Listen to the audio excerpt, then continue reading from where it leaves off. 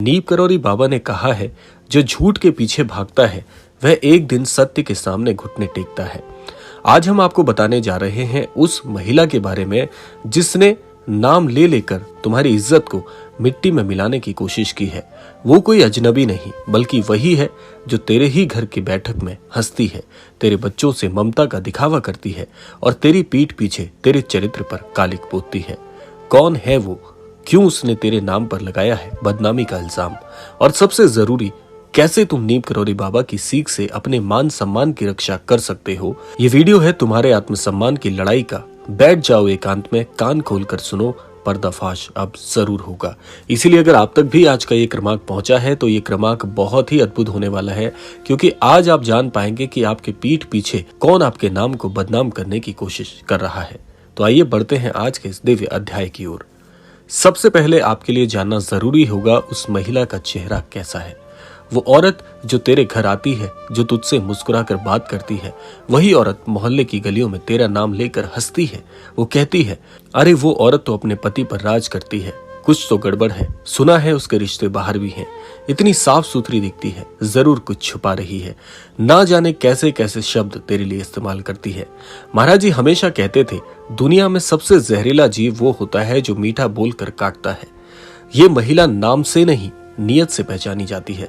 इसका नाम हो सकता है कुछ भी, लेकिन असली पहचान उसकी चालबाजी में है। ये महिला कोई भी हो सकती है, लेकिन सबसे बड़ा प्रश्न यहाँ पर यह उठता है कि अपने चरित्र की रक्षा आप कैसे करोगे। आइए बढ़ते हैं दूसरे खंड की ओर कि उसने ये बदनामी का जाल कैसे बुना है। तेरे पीछे ताना बाना बुना गया है।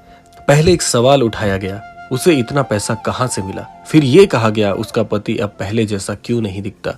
और फिर तेरे चरित्र पर सवाल उठा दिए गए। महाराज जी कहते हैं, अगर कोई तेरा चरित्र बिगाड़ने चले तो तू अपनी नियत की चादर और भी उजली कर दे। सत्य की रोशनी सबसे बड़ी ढाल है। आज की दुनिया में बदनामी का सबसे तेज हथियार है शक, और इस महिला ने यही किया है। तेरे आसपास शक का धुआं फैला दिया गया ताकि लोग सच्चाई ना देख सके और हर व्यक्ति तेरे चरित्र पर प्रश्न उठाए। आइए जानते हैं ऐसी जटिल परेशानी में महाराज जी की सीख कैसे आपके काम आ सकती है। बाबा की एक बहुत ही गूढ़ बात है। महाराज जी कहते हैं, जो तुझे झूठे इल्जाम में घसीटे, समझ ले कि वो खुद अंदर से खोखला है। तो आखिर क्या करना चाहिए इन सभी परेशानियों से बाहर निकलने के लिए? आइए एक एक करके जानते हैं महाराज जी के वो दिव्य उपाय जिससे इस परेशानी से आप बड़ी सरलता से बाहर आ सकते हैं। सबसे पहले महाराज जी कहते हैं, मौन की शक्ति। बाबा ने हमेशा कहा, कभी कभी मौन ही सबसे बड़ा जवाब होता है। जवाब देना जरूरी नहीं बल्कि ध्यान देना जरूरी है अपने कर्मों पर। दूसरा है सच्चे कर्म और सेवा। अपनी इज्जत को बचाने के लिए सबसे अच्छा तरीका है ईश्वर की भक्ति और सेवा में लग जाना। जब तू सच्चे मन से कार्य करेगा, तेरी ऊर्जा, तेरी आभा स्वयं तुझे बचाएगी। तीसरा है उसका सामना कैसे करें। महाराज जी कहते थे, जो तुझे गिराने आया है उसे नम्रता से देख, मुस्कुरा और ऊपर वाले को याद कर, वो खुद ही गिर जाएगा। आइए बढ़ते हैं अगले खंड की ओर। अब उसका पर्दाफाश कैसे होगा? अब समय है पर्दाफाश का। यह महिला हर जगह जाकर तेरा नाम बदनाम करती है, पर तू जान, हर झूठ को सहारा चाहिए होता है, पर सत्य को बस समय चाहिए। जो बातें उसने फैलाई है उनका उत्तर तुझे व्यवहार से देना होगा, प्रार्थना से देना होगा, और जब वक्त आए सच की आवाज बनकर खड़ा होना होगा। महाराज जी कहते हैं, जब तू अपनी आत्मा से न्याय कर चुका, फिर दुनिया के न्याय की चिंता मत कर। अब वो समय आ गया है, तू अपनी सच्चाई की मशाल लेकर खड़ा हो। वो इल्जाम लगाने वाली स्वयं ही अपनी नजरों में गिर जाएगी। आइए जानते हैं अगले खंड में कि आत्मसम्मान की रक्षा भला कैसे होगी। तेरा आत्मसम्मान तुझसे कोई नहीं छीन सकता। सबसे पहले ये बात याद रखना, ये स्त्री तेरे सम्मान पर वार कर रही है पर तेरी आत्मा पर नहीं पहुंच सकती। महाराज जी ने कहा है, कोई तुझे क्या कहता है उससे अधिक जरूरी है तू खुद को क्या मानता है। अगर तू खुद को सच्चा मानेगा, अगर तू प्रभु को साक्षी मानकर अपने कर्म करता रहेगा, तो तू अविजित है, तुझे कोई भी हरा नहीं सकता। इसीलिए महाराज जी कहते हैं, इसका समाधान और शांति कैसे इसे प्राप्त किया जा सकता है। अब इस वीडियो का अंत ये नहीं, ये एक आरंभ है।